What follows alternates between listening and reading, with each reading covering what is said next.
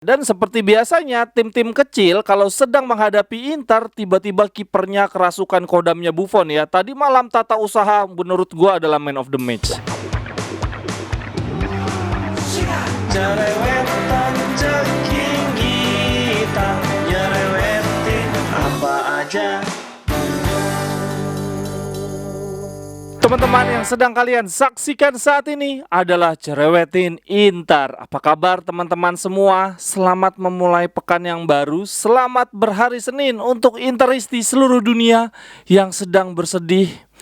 Ya sudahlah ya teman-teman, kita memang harus ikhlas, harus mengakui bahwa eksperimen Pioli untuk menjiplak strategi Inzaghi berhasil. Di tengah rentetan hasil buruk Milan, mental mereka terpuruk, pemain andalan mereka banyak yang cedera, tetapi Milan dengan formasi 3-5-2-nya berhasil hanya kalah 1-0 saja dari Inter. Tidak ada pembantaian. Bagi anak-anak Milan, benar bahwa kita cetak 1 gol terlebih dahulu melalui Lautaro Martinez, tetapi kemudian mereka mengembalikan kedudukan di injury time. Bagi mereka, kegagalan Inter menang dengan skor lebih dari 5 gol, padahal kipernya adalah tata usaha, dianggap sebagai 1 gol untuk Milan, skor 1-1. Lalu bagi anak-anak Milan, mereka tetap merasa bahwa AC Milan adalah tim terkuat di kota Milano karena musim lalu Scudetto. Walaupun di musim ini kalah Supercoppa, di derby ini baru aja kalah lagi. Nah, pernyataan ini dianggap sebagai sebuah gol lagi. Jadi sekali lagi, derby dini hari tadi dianggap oleh anak-anak Milan adalah kemenangan untuk mereka dengan skor 1-2. Tapi kalau kita mau mencoba lebih rasional, kita lihat statistik teman-teman. Ball possession kita menang 64-36.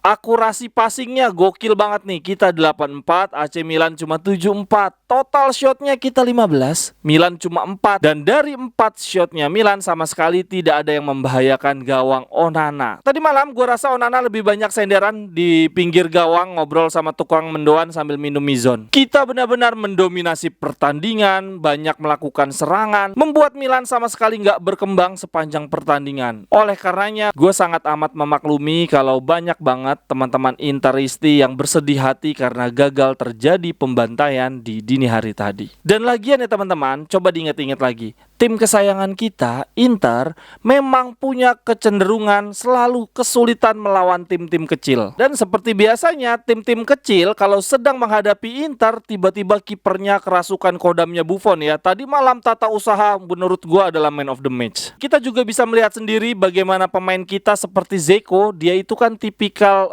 pemain yang bagus ketika menghadapi lawan-lawan besar, ketika grande partita. Nah, Dzeko tadi malam melempem banget, tidak ada pergerakan berbahaya, tidak ada shot, tidak ada umpan-umpan manis yang biasa dia lakukan ke tim besar. Ketika menghadapi tim kecil yang sepanjang pertandingan bertahan, hanya menyerang di 10 menit terakhir seperti Milan tadi malam, Dzeko selalu kesulitan. Walaupun kita gagal membantai Milan 6-0, setidaknya kita mengirim mereka ke peringkat 6 dan membuat mereka gagal menang di 6 pertandingan berturut-turut. Tapi liga masih panjang. Derby dini hari tadi tidak menggambarkan apa-apa. Semoga Inter tetap fokus. Dan seperti pertandingan sebelumnya, gua selalu sebel banget sama wasit. Aduh, itu wasit. Kenapa ya di Serie A selalu ada aja momen kontroversialnya. Setidaknya di dini hari tadi di derby, gua melihat ada 3 keputusan wasit yang gak enak banget. Pertama, ketika Dzeko didorong oleh Gabbia di kotak penalti, tidak ngecek VAR sama sekali, padahal itu jelas-jelas foul. Situasinya jelas, Dzeko lebih dekat dengan bola. Jadi kalau ada body contact itu harusnya foul untuk Gabbia. Dan bahkan itu bukan body contact karena bukan menggunakan bahu ya. Gabbia terlihat banget mendorong, tapi wasit nggak ngelihat apa-apa. Lalu momen kontroversial yang kedua, golnya Lukaku dianulir. Dia dianggap melakukan pelanggaran ke Thiaw ya, megang bajunya. Padahal terlihat banget Thiaw-nya juga megang Lukaku dan itu sentuhannya minor banget. Satu-satunya momen yang membuat wasit ngecek VAR adalah ketika Lautaro Martinez mencetak gol. Wah, kucurut banget giliran dia ngecek VAR, hasilnya merugikan Inter. Berdasarkan hasil identifikasi mesin semi otomatik, Lautaro Martinez ternyata offside di bagian bulu hidung ya, terlalu panjang. Hal-hal menarik yang gue catat dari derby semalam, yang pertama Brozovic akhirnya comeback. terlihat memang belum bugar banget, pergerakannya beberapa kali justru membahayakan pertahanan kita.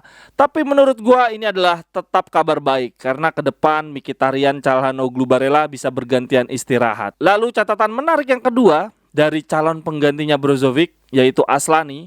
Dengan tampilnya dia semalam di derby, berarti aktif sudah klausul kontrak wajib tebus Aslani. Inter wajib menebus dengan biaya 10 juta plus 2 juta bonus. Uniknya dari pertandingan bersejarah bagi Aslani tadi malam yang membuat dia wajib ditebus oleh Inter adalah dini hari tadi karena membuat Inter wajib menebus dia adalah Aslani bermain bersama dengan Brozovic, pemain senior yang digadang-gadang akan digantikan oleh dia. Catatan menarik lainnya datang dari Di Marco yang gue lihat-lihat nih ya, posisi dia tadi malam sering banget sejajar dengan Lautaro Martinez. Ini mengerikan banget, terlalu tinggi, terlalu ke depan. Gue nggak tahu nih, apakah ini instruksi Inzaghi karena menyadari Calabria lemah dalam menyerang sehingga ya udah Di Marco serang setinggi-tingginya, kan terus Milan dari sisi kiri. Tapi bisa juga mungkin itu bukan instruksi dari Inzaghi, melainkan inisiatif dari Di Marco. Tapi apapun itu, wah ini membahayakan banget, meninggalkan lubang di sisi kiri kita. Teman-teman, udah pada punya kalender tahun 2023 belum? Gue bikin kalender, temanya Inter. Wah ini dari Januari, Februari sampai Desember ada foto-foto pemain Internya. Nah yang menjadi menarik adalah ini gue tandai nih pakai warna biru-biru, ini adalah jadwal pertandingan Inter. Jadi teman-teman bisa langsung tahu. Oh di bulan Februari ada 5 pertandingan Inter, tanggal 6 lawan Milan away.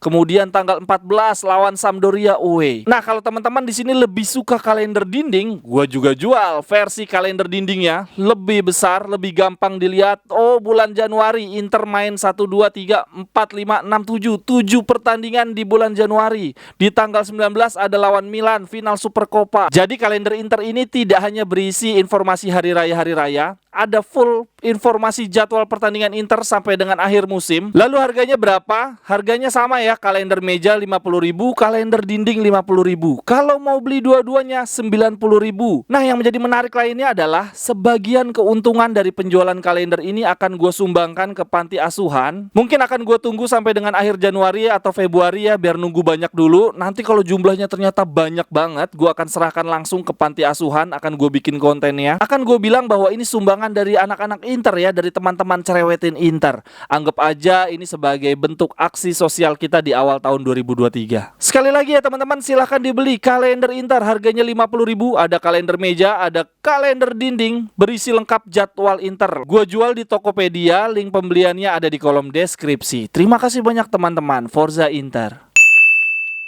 Lalu ada catatan menarik lainnya adalah lagi-lagi ketika kita bermain home, bermain di kandang, pertahanan kita luar biasa sangat amat solid. Sejauh ini kalau kita bermain di home, pertahanan kita adalah yang terkuat, cuma kebobolan 5 gol. Selain kita ada Roma juga yang sangat kuat di kandang, cuma kebobolan 5 gol. Sementara Juventus dan Napoli ada di 8 gol. Dan dengan kekalahan Milan tadi malam semakin menunjukkan bahwa Milan adalah juara bertahan paling buruk. Semakin menunjukkan bahwa Scudetto mereka musim lalu adalah Scudetto giveaway. Inter ketika Scudetto di musim 2021, di akhir musimnya kita kehilangan 3 pilar, Eriksen, Lukaku, dan Hakimi. Tetapi di musim berikutnya kita masih bisa berjuang mempertahankan Scudetto sampai dengan pertandingan terakhir, walaupun akhirnya direbut oleh Milan. Sedangkan Milan musim lalu Scudetto mereka cuma ditinggalkan 1 pilar, yaitu Kessie. Selebihnya mereka menambah banyak sekali pemain masuk. Musim ini mereka hancur lebur. Jadi aneh rasanya kalau ada anak-anak Milan, ada fans Milan yang tetap menyangkal bahwa Scudetto mereka musim lalu bukanlah Scudetto giveaway. Karena terlihat banget musim ini seluruh tim rival mereka pakai mode serius dan akhirnya Milan nggak terlihat sama sekali. Dan terakhir kejadian menarik tadi malam, ada tangkapan kamera Marotta dan Zanetti tampak senang sekali ketika wasit meniup peluit akhir. Wajah-wajah kegembiraan, sepertinya mereka masih menyimpan rasa sesak ya setelah gagal mempertahankan Skriniar, bahkan punya potensi besar pergi gratis di akhir musim nanti. Jadi kemenangan derby ini sangat menggembirakan mereka. Dan di tangkapan gambar tersebut juga terlihat sekali wajah Zhang tersenyum kecut, sepertinya dia lagi teringat sedang terlilit kasus yang berpotensi membuat dia dipenjara. Pemain terbaik di derby dini hari tadi menurut gue Lautaro Martinez, dan dia sangat amat layak mengenakan ban kapten ke-11. Lautaro Martinez sejak Piala Dunia sangat on fire. Di 8 pertandingan terakhir dia selalu mencetak gol. Kalau menurut teman-teman gimana nih? nih derby dini hari tadi? Silahkan tuliskan analisisnya di kolom komentar. Siapa pemain terbaik derby dini hari tadi menurut teman-teman? Sampai ketemu di cerewetan-cerewetan berikutnya. Bye-bye, thank you. Cerewetan